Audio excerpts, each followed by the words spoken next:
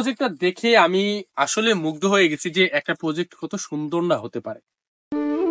আসসালামু আলাইকুম রহমতুল্লাহ। দেশ ও দেশের বাইরে থেকে যে যেখান থেকে দেখছেন সকলকে স্বাগতম করছি আজকের ভিডিওতে। দর্শক বন্ধুরা, আজকে ড্রাগন চাষের নতুন এক বিপ্লব নিয়ে কথা বলবো। আমি এখন দাঁড়িয়ে আছি আমাদের পাশের গ্রাম গৌরীনাথপুর। সত্যকে কখনো লুকিয়ে রাখা যায় না, সত্য সবসময় সবার সামনে উঠে আসে। হয়তো অনলাইনে আপনারা আমাকে দেখছেন এবং আমার বিপরীতে কিন্তু অনেককে দেখছেন যে ড্রাগন সম্পর্কে বিভিন্ন তথ্য তুলে ধরতে। আজকে আমি অনেক তথ্য তুলে ধরবো, যেমন আদমপুর এবং গৌরীনাথপুর এই দুইটা গ্রাম সম্পর্কে আপনাদেরকে বিস্তারিত আপডেট জানাবো। বাংলাদেশে ড্রাগন চাষ সম্পর্কে হয়তো আপনারা অনেকে অনেক কিছু জানেন, অনেক কিছু দেখেছেন, তবে ড্রাগনের বিপ্লব কোথা থেকে ঘটেছে তার বিস্তারিত কিন্তু এখন পর্যন্ত অনেকের পেছনে লুকিয়ে আছে।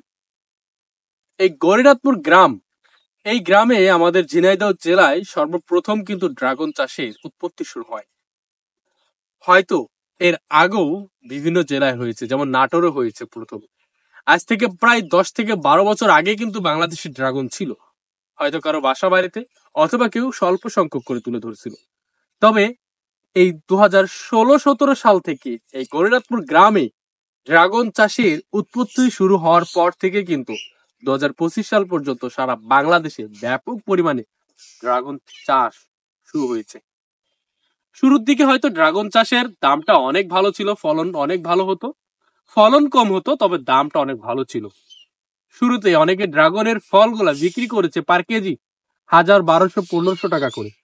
সেই একই ড্রাগন এই সিজনে এসে কেন দাম কমে গেল? কারণ এর উৎপাদন বেড়েছে এবং চাহিদার দিক দিয়ে কমে গেছে। উৎপাদন অনেক বেশি হয়ে গেছে, কাস্টমারের কাছে ফলটা ঠিক মতন পৌঁছায় না।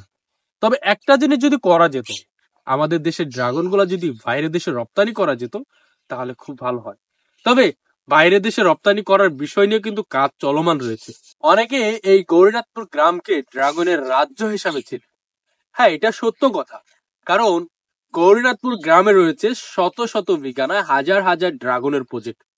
আমি যদি একবার দেখাতে চাই আপনাদেরকে, আমার এই পেছনে শত শত ড্রাগনের বাগান। এই পেছনে, আমার পেছনে আমি আপনাদেরকে কিছু নাম বলি, সেই নামগুলো হয়তো অনেকে চিনেন। ড্রাগন ভিলেজের আলামিন ভাই, ওনার বাসা এখানে, ওনারও ড্রাগন প্রজেক্ট হয়েছে। এবং এনএস কৃষি টিভি নাজমুল হক শান্ত, আমার পেছনের প্রজেক্টটা ওনার।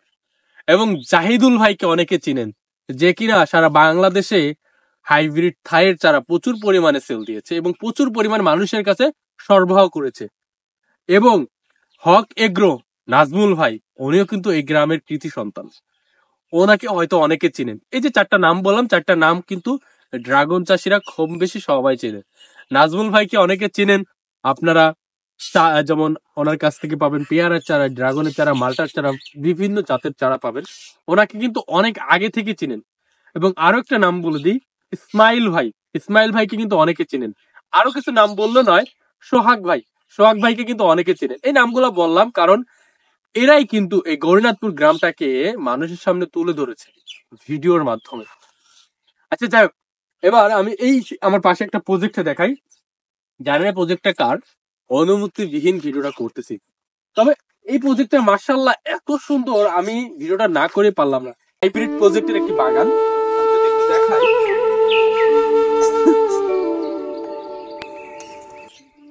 আমার পেছনে যে ডালপালা গুলা দেখতেছেন, এই যে ডালগুলা একেবারে এই নিচ পর্যন্ত চলে আসছে, মাথায় কোনো গিট নাই, মাঝে কোনো গিট নাই। প্রত্যেকটা গাছে কিন্তু অনেক সুন্দর ভাবে, একেবারে সতেজ ভাবে হয়ে রয়েছে এবং ডালপালা কিন্তু অনেক বড় বড়।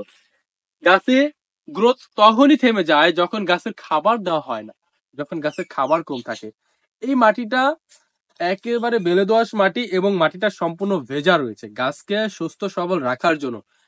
অবশ্যই গাছের গোড়ার মাটিটাকে ঠান্ডা রাখার প্রয়োজন, সেটা কিন্তু এই প্রজেক্টে রয়েছে। এবং গাছে কিন্তু পর্যাপ্ত পরিমাণ খাবার রয়েছে। নিচে আমি যদি একটু দেখাই, নিচে একেবারে সার দেওয়ার পরে যে সাদা সাদা একটা স্পট পড়ে, সেই স্পটটা কিন্তু দেখা যাচ্ছে। এই প্রজেক্টটা দেখে আমি আসলে মুগ্ধ হয়ে গেছি যে একটা প্রজেক্ট কত সুন্দর না হতে পারে। কাদের কাদের এই প্রজেক্ট এমন সুন্দর হয়েছে সবাই কমেন্ট করে জানাবেন। তবে এই বাগানটার মতন আপনার বাগান আপনি করতে পারবেন, কিছু টিপস ফলো করতে হবে। ধরেন গাছের খাবার কি দিলেন সেটার বিষয় না, মূল বিষয় হলো গাছকে অবশ্যই ঠান্ডা রাখতে হবে, গাছে নিয়মিত সেচ দিতে হবে, সেচ দেওয়ার পরে বাগানে সার প্রয়োগ করতে হবে। অবশ্যই 15 দিন পর প্রয়োগ করলে ভালো হয়। এবং গাছকে সুস্থ সবল রাখতে ভিটামিন স্প্রে করতে হবে, ফুলের জন্য না। এবং গাছকে সুস্থ সবল আরেকটা বিষয় রাখা যায়, যেমন গাছকে ছত্রাক থেকে ছত্রাক ভাইরাস এগুলো যেন আক্রমণ না হয়, প্রতি সপ্তাহে সপ্তাহে স্প্রে করা লাগে। এইগুলো যদি নিয়মিত করা যায়, প্রতি সপ্তাহে স্প্রে, 15 দিন পর রাসায়নিক সার, গাছকে ঠান্ডা রাখার জন্য পানি দেওয়া, এগুলা মেনটেন করলে কিন্তু গাছ অনেক সুন্দর হয়। তো কারা কারা এই গরিনাথপুর গ্রাম ভিজিট করেছেন অবশ্যই কমেন্ট করে জানাবেন। হয়তো ড্রাগন চাষের অনেকে ভিজিট করছেন, তাদেরকে আবারও এই 2025 সালে আসার জন্য আমন্ত্রণ রইল। 2025 সালে এসে বাগানের ফুল ফল দেখে যাবেন এবং বাগান থেকে ফল খেয়ে যাবেন। যেহেতু এই গ্রামে আমাদের কোনো প্রজেক্ট নাই, আদমপুর গ্রামে আসবেন, আমার প্রজেক্ট থেকে ড্রাগন ফল খেয়ে যাবেন এবং ড্রাগন ফল আপনার বাসায় নিয়ে যাবেন। সবাই ভালো থাকবেন, সুস্থ থাকবেন, দেখা হবে পরবর্তী ভিডিওতে। আল্লাহ হাফেজ।